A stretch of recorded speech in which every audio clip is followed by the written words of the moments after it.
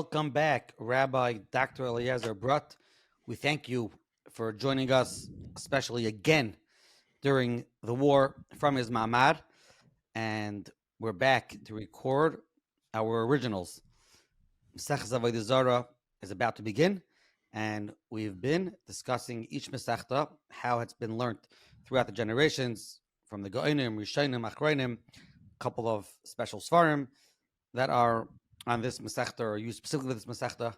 Looking forward to this episode. Without further ado, all right, Brut. Okay, so .com, see what's there, and maybe this time you'll get 25 cents. Last time was $25.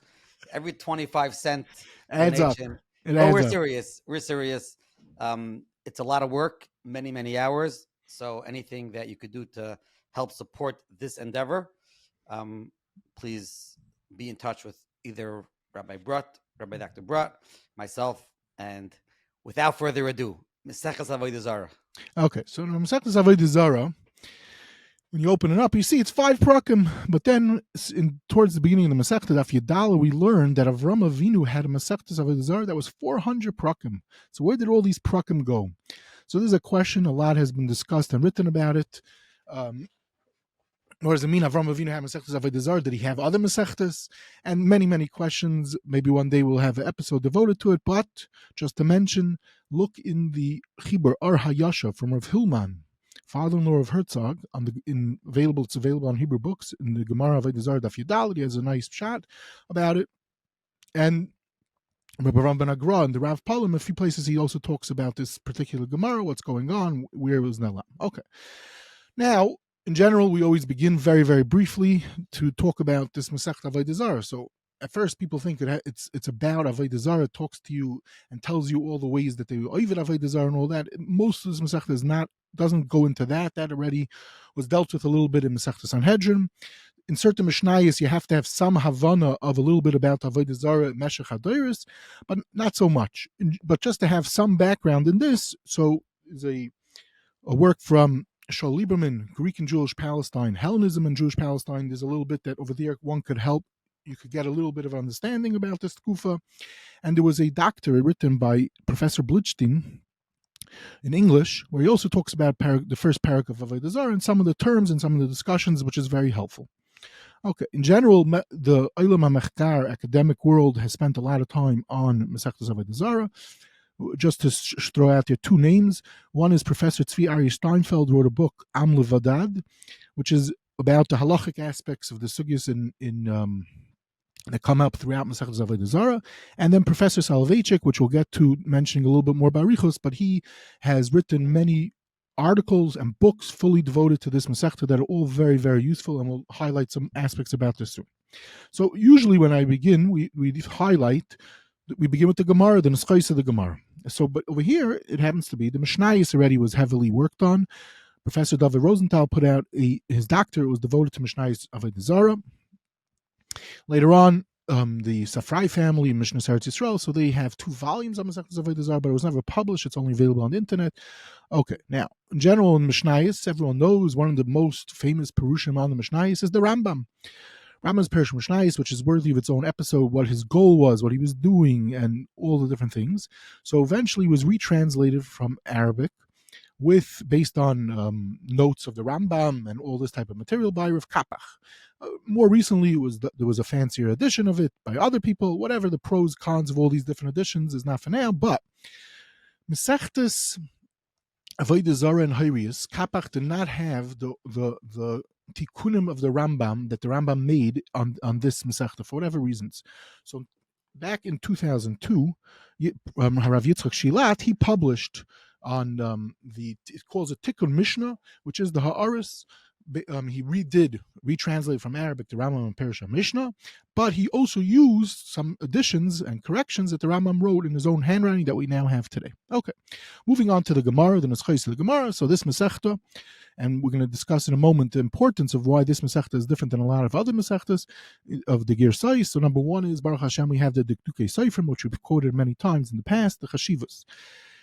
In this Masechta, it's extremely chashav, and I'll mention why momentarily. Now, the chibur of the Dikdukei Seifrim was based on one of the main things that he began his project was a manuscript of the whole Talmud that survived, that was finished in 1342, so it's relatively early, and that's what he used.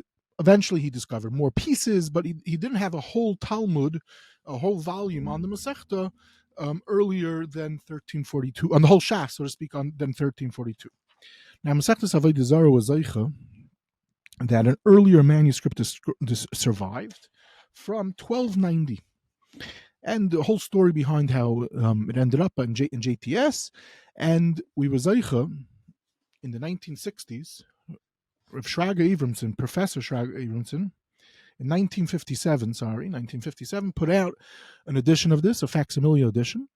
And besides putting out a facsimile edition, he wrote dozens and dozens of aris on the chashivas of the girsayis that we see in this 1290 manuscript of the Masechta. Now, why is it so important to have the manuscripts of this Masechta in particular? So the answer is because of what's known as the censor. This there's a discussion when this began exactly. It's a fascinating discussion. We're not going to go into it. A lot has been written about it, but just to mention one example, and from that we'll be able to understand everything. Rashi, which we're very familiar with, wrote a chibur on Chumash and Nevi'im Ksuvim. One of the goals that Rashi set out to do was to battle Christianity. Now, when you learn your Pirish, especially in Nach, you don't really see it so much. It turns out it exists in manuscript. In recent years, Professor Avram Grossman, who was nifter recently, a Yid who spent many decades working on Rashi, put out a book, Rashi Valpulmus HaYehudi HaNoitzri. How did he deal with this? How does he discuss this? Based on Rashi from the manuscripts. Tons of Rashis that was censored. Now, who was censoring it? This is the question. Now, at different points in time, there were censors that were Goyish. Sometimes there were Meshumadim that worked for them. Throughout the centuries, certain places were more active than others. And shortly after a few years after the Talmud being published already, it was many of the editions of the Shas were censored. And over the years, many more censorships were added by different censors. And this is the whole story. A lot has been written about this.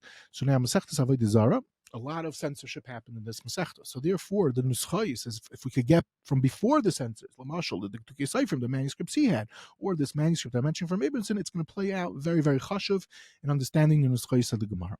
Lamashal, one of the people that I'm going to get to discuss towards the end is a Chibur Seder Yaakov from a Yid in Bnei Brak, and this Yid spent a lot of time working on Masechtas Avodah Zara. He put out 3-4 editions of his massive Chiburim on Avodah Zara called Seder Yaakov.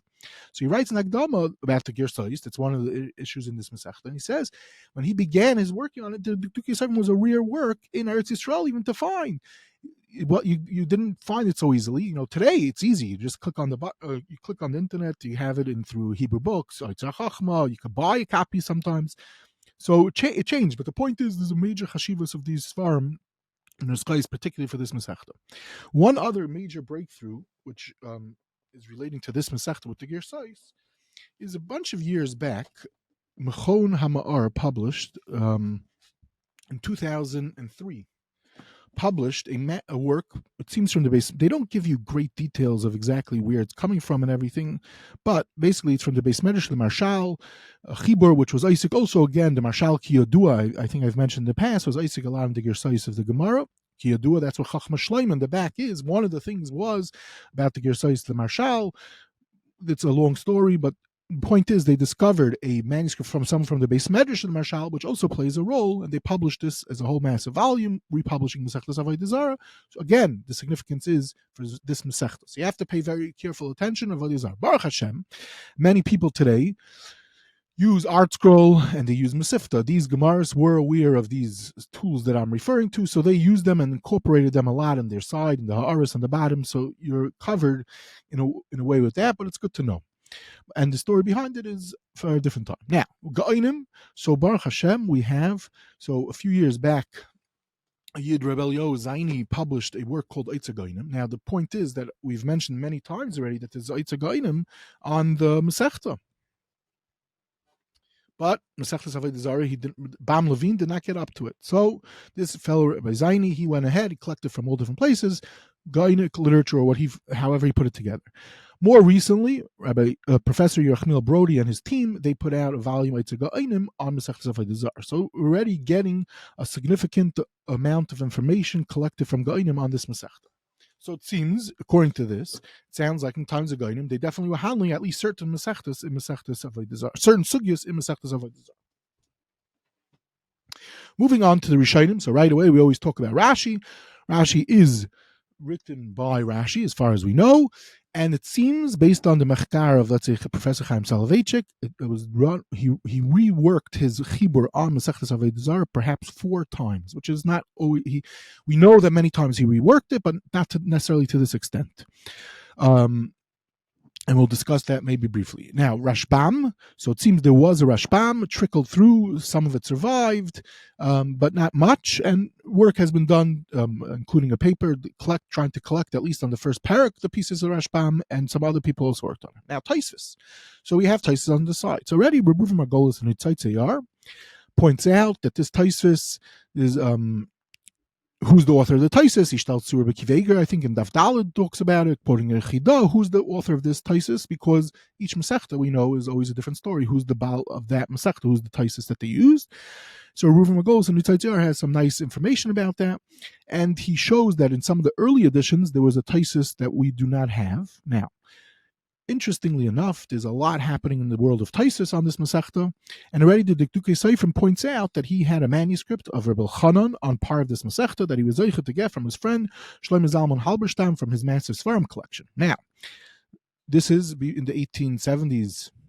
Fast forward to 1901, Mechon Doive Sifsei Yeshanim, which the Ger Rebbe was also involved, other Gedolim, and they started publishing different Rishonim. One of the first Chiburim they published is Taisus Rabbeinu Elchanan on the first half of the Masechta.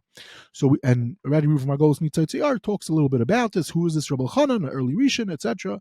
But the point is, so already we're getting something very important from from this Masechta, on this Masechta from the world of Taisus. Now, we already pointed out in season 2 of Reb Chaim Kanievsky that this Mechon Doivis Sifsei Yeshanim was daima to the Mekitzin Redamim, which they were also Isaac in collecting Rishonim, putting them out for manuscript. Okay, from then on, more recent years, more pieces of this Taisus Rebbe was discovered. A fancier edition was published. Taisus Rush was published in more recent years, and the fellow Aaron Gabay discovered some more pieces of Taisus Rush.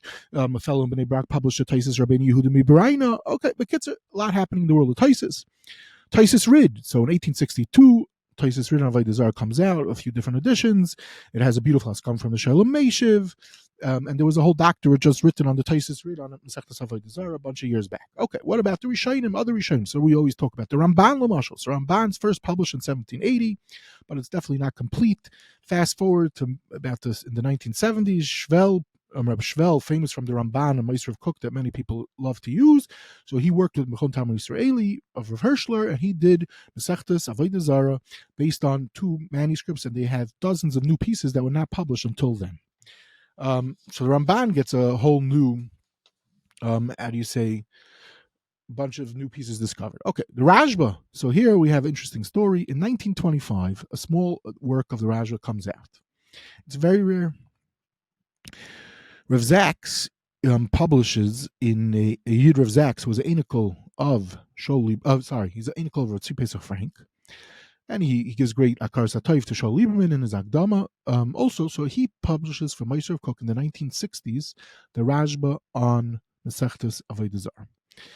Okay, it's already proven that certain parts seem to not be from the Rashba. It possibly turns out to be from the Taisus Rush. Okay, now, in this Hagdama, he tells you that he wasn't the first person to publish a manuscript to Rashba. What happened was, in 1925, they had the Rashba, we say in Europe, in Eastern Europe, and it had great Haskamas. Someone published a few blot of the Rashba, and it has Haskamas from Shlomo Ehrenreich, Shmuel Engel, Rebbe Eliezer Dava Greenwald. It's a bunch of Hungarian Chashav Gedolim.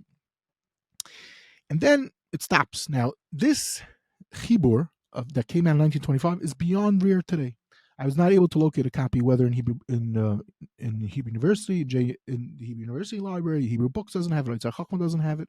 But this Rav Zaks had it, and he's working from it because he describes 2-3 pages about it. Fast forward, more recent years, Meister of Cook redoes what they did in 1960s. They reprint it. Rav David Metzger. So he says he went all over looking for it, and he found in Rav Rafal Reichman, who just recently nifter at a massive farm collection. He found Hitaka had this 1925 edition. He let him use it. Okay. Anyway, the point is that the Rajba was first discovered in 1925 from manuscript. The Gedolim of that time, the Hungarian Gedolim, were not upset. They felt that it was enough proof based on what they saw that it is the Rajba. So at least part of it was the Rajba. Metzger deals with what the rest of the work is and how he completes the rest of the work. But at least we have a nice amount of Rajba on the Masechta. Okay, Ritva. So the Ritva is an interesting story. Ritva is published at one point in time, early on, 1700s, and it seems to be very rare. Fast forward a bunch of years later, there's a Yid, Reb Arnfold, a tremendous Talmud Chacham, one of these obscure Gedolim that not so many people heard of. And in a recent volume of Yerusha Seinu, which is focusing on Chachmei Ashkenaz, so they have Goin Frankfurt Hanishkach, the forgotten Frankfurt Gadol. So this Reb Arnfold, he wrote a ton. Very few materials of his was published, but one of the people that he had a close relationship was with the Chassam Sofer. Through the kesher between him and the Chassam Sofer, the Ritva on Masechtas Avodah Zara is published. This is documented in this article in volume 12 of the Yerusha page Shimon Ches with the Haskamas. But the point is, it was a rare work. It was published beforehand, and through them, and Chassam Sofer gave it an encouraging Haskama, it was published. Okay. Do we have any other Rishonim? So fast forward to more recent years. The Ravid is published in the 1960s from a Ram Sofer. In general, we've spoken about the Chashivas of the Ravid and a few others in Baba Kama. Professor Soloveitchik, in his volume of collected writings, I think it's volume 3, has a lot of material relating to the Chashivas of the Ravid. The Ravid doesn't need anyone's askamas, but it's incredible to see. So Baruch Hashem, we have on this Masechta a Ravid. Talmidei Rabbeinu Yoina. So interestingly enough, there was a Yidder Tzvi Hirsch Zarakowski, so he publishes in the 1960s. He gets a beautiful Haskam from Tzvi Pesach Frank, from others, and he publishes on this Masechta Talmidei Rabbeinu Yoina. So bottom line is, at this point in time, we can already see that there's a nice amount of Rishonim. Just to mention two other Makairis of Rishonim. Number one is Real Mandri. So this also, it was also published in the 60s. A good friend of mine, Rabbi Dubavik, published some missing pages, and he also published an annotated version of Parak Beis of this Masechtas Avodah Zara of the Real Mandri. Okay. Now, the last person to mention is Reb Chaim Moshe Yehuda Bloi. So we've mentioned him in the past that he's famous as the Bloi Rishonim. So Masechtas Avodah Zara, he goes ahead and publishes two nice sized volumes with tons of material. The Ra'ah, and Muki Yosef, some Balia Taisvis that's mentioned, Taisis Rash Mishantz. He republishes the Rashbam that I mentioned was published. And Bekitzer in the 1970s, he publishes 1969, 1970, he publishes 2 volumes of material relating to this Masechta. So bottom line is, as far as you can see, there's a nice amount of Rishonim on the Masechta. Just to throw out about Rabbi Moshe Bloi. So if you email me, there's a recent book that was published about him, Manuscripts Pioneer, the story of Reb Chaim Moshe Yehuda Blau. Now, the author who put it out, I think it's David Zalakowski. He gave me permission to send it out. If someone wants to, I'm more than happy to share. So the bottom line that I would like to conclude about the Rishonim is, did they learn the Masechta? So it seems that Professor Tashma and Professor Chaim Soloveitchik have come to the conclusion that at least before Rashi, there was a period of time that they didn't learn this Masechta so be'iyun, but from Rashi and onward, it's clear they learned it. In Svarad, you could see they learned it. We have all this information. Just to throw out one other Maramakim with Rishonim, there's a Chibur called Kaivet Shitas Kamoi, which is 2 massive volumes of over 2,000 pages of likutim from Rishonim everywhere. That's a crazy amount of information on this Masechtas Avodah Zara, and so therefore one could see a lot and learn from this Masechta just in the world of Rishonim. Okay, what about Achrayim? Was it part of the Seder and the learning of Yeshiva? So I always like to quote the Marsha. Marsha was makbid to give only published on Masechtas that he gave shir. So here, Masechtas Avodah Zara we do have from the Marsha. What about others? So interestingly enough, there's a tzava of Reb Chaim HaKohen Rappaport, where he told his grandchildren that you have to be baki in 5 Masechtas: Brachas, Shabbos, Ksuvas, Chulin, and Avodah Zara and Nida. So actually that's 3, 4, 5, 6. That's 6 Masechtas. Okay, maybe I wrote it wrong. Anyway, the point is you got to know Avodah Zara as one of the Masechtas. Okay. In Valazhin, I always like to quote, so we have the Netziv Shiur Moremi Sada.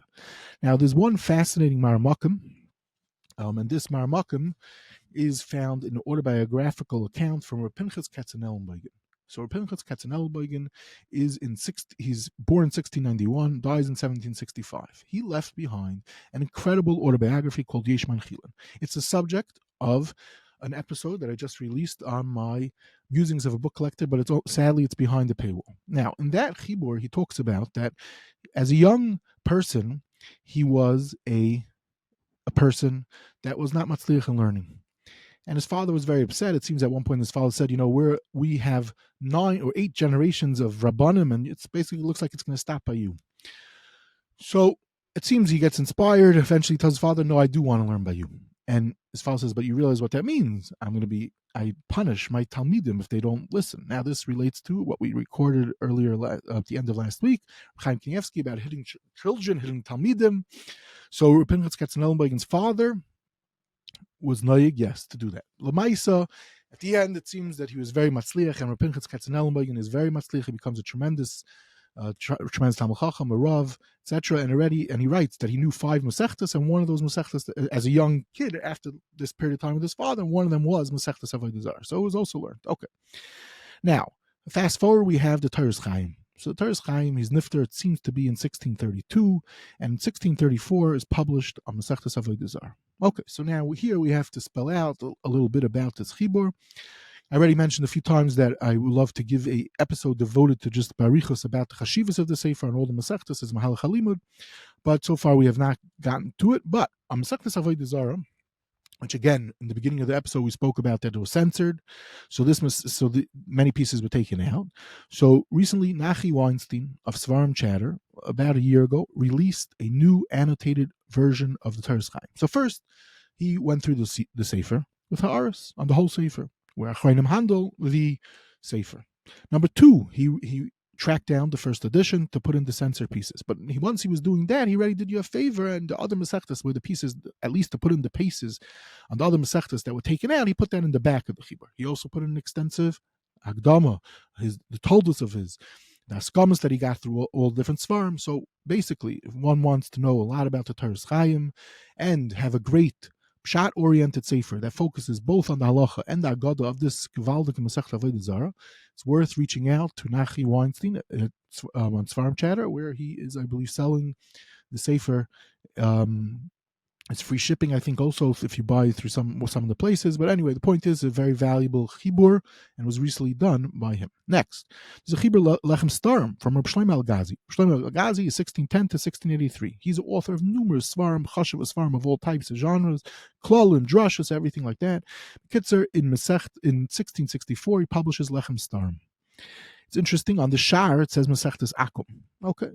Professor Spiegel in Ali Sefer many years ago wrote a short article about it, and recently Mechon Zichron Aaron started republishing his drushes, various drush of his.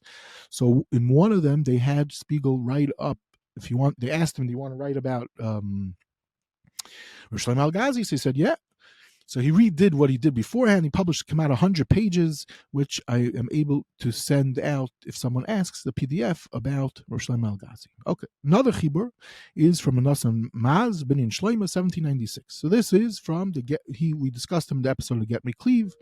And 1796, to Get Me Cleave is this from Menachem Maz. So we have this chibur of his on Masechtas Avodah Zara. Okay. So here, I just would like to mention briefly 2 sad stories. Number 1.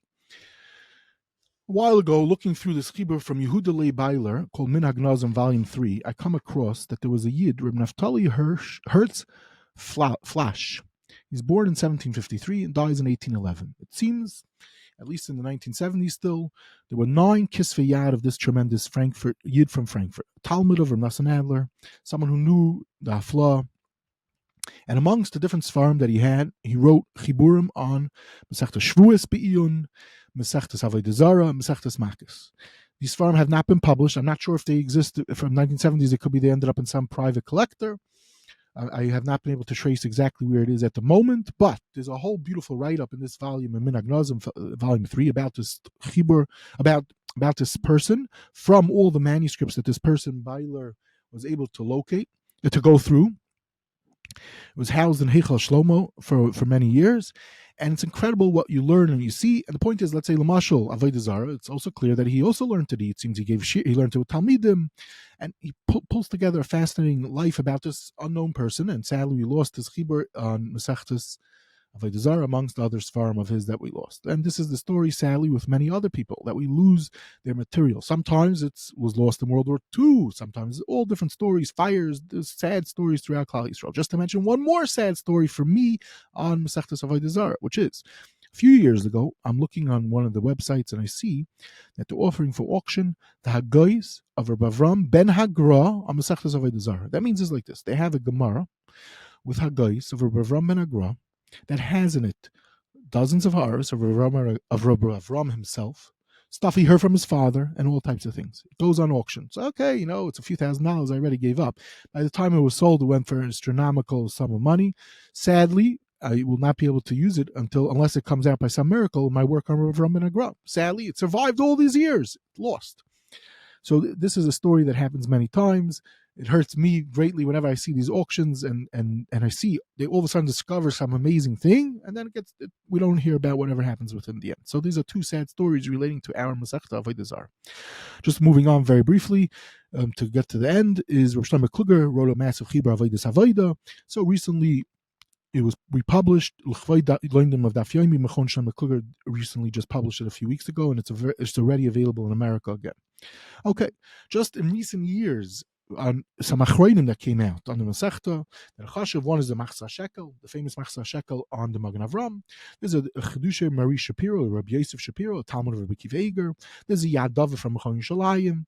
There's Haggais of Rabbi David Tzvi Hoffman on Avodah Zara, was published, a few pages of his from the Ksav Yad in Yerushalayim, volume 12. And a Chibur from Ramosha Feinstein, Dibros Moshe on Avodah Zara, was also published in recent years. Okay, just two more sections and then we'll reach to the end. What about Achreinim after the war? So there's a Rufa Margolis, interestingly enough, not so well known, is that besides for publishing his Margolis Ayam, he was planning the next Masechta was Avodah Zara. Sadly, he did not have enough koyach to finish it, so he does not finish it. But 7-8 blot could be found in his Nitzaytzei Ar. So there and then he has Aris, small Aris on the rest of Masechta. But the first 7 blot, he has some very nice arichos. Another massive chibur is called Beis Shmuel from Ratzvi Hirsch Zarkowski. He dies in 1984. He was one of these Yidden, a tremendous Talmud Chacham. He escaped with the Olam Yeshiva into Japan and Mir. He was in Shanghai, etc. Sadly, he did not have any children, but he publishes a bunch of svarim. One was a Talmidei Rabbeinu Yaina on Al Masechta. He also published on Yuma, a chibur from Rishonim, and massive work on Masechtas Avodah Zara, which is also very, very useful. Okay. Now, just to mention two more recent works on the Masechta. So one is from a Yid in Bnei Brak.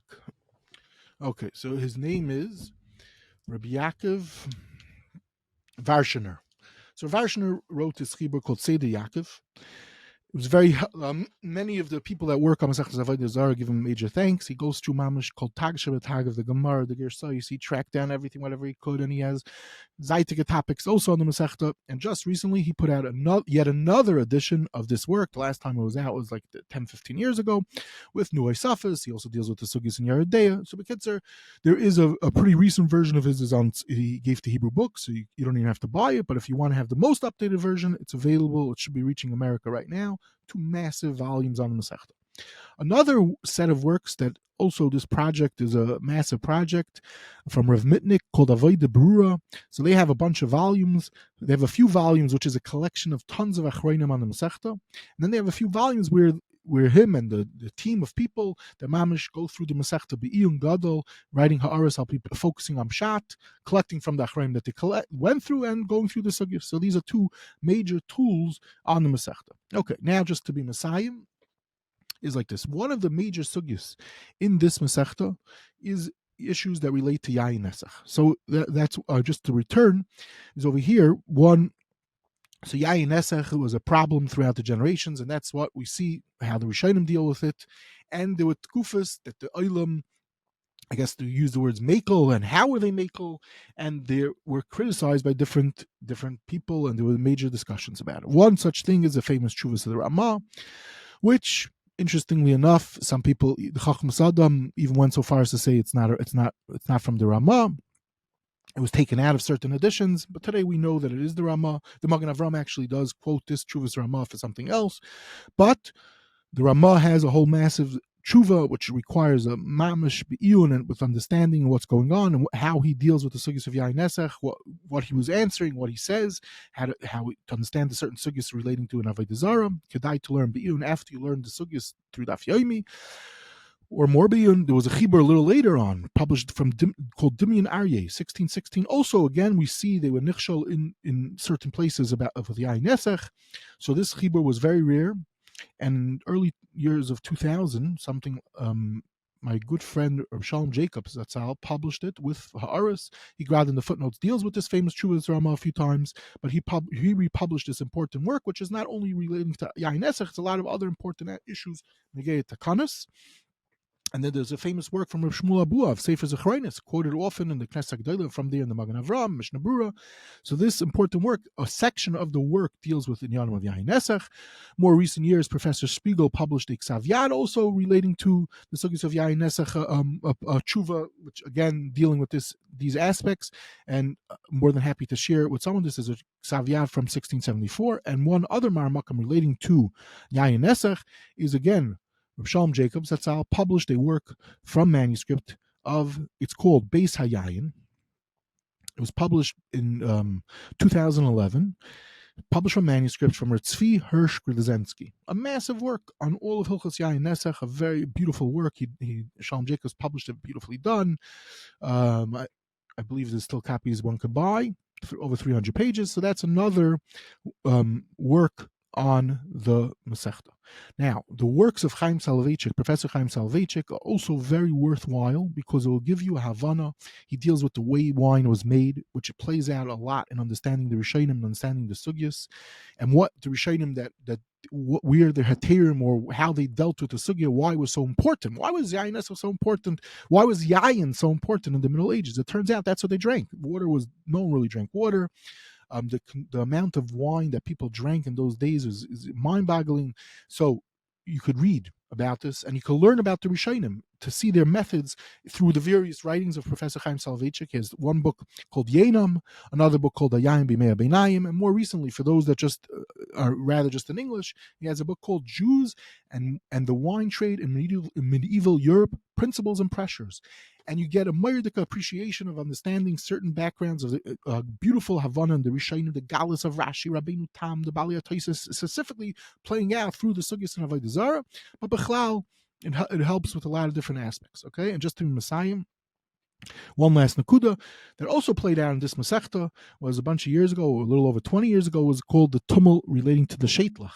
So this also plays out with certain aspects in the Sugyas and Avodah Zara. And I remember at the time that it caught a lot of Rabbanim off guard, because even though there are many parts of Avodah Zara, Masechtas Avodah Zara, that they do learn halacha l'maisa, because Yain Nesach, especially in America, Bishul Akam, and all these things are very, very negea, but Avodah Zara aspects is not so relevant to learn Be'iyun. Maisa, Rav Yisrael Belsky, Rav Feivel Cohen, these were Gedolei Olam at that time. They were people. I even heard some recordings.